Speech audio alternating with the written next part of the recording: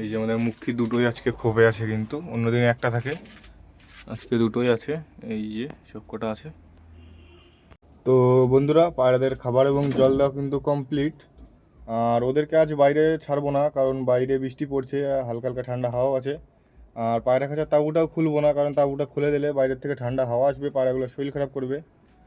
তো তাঁবুটা আজকের মতন থাক পুরো আটকানো।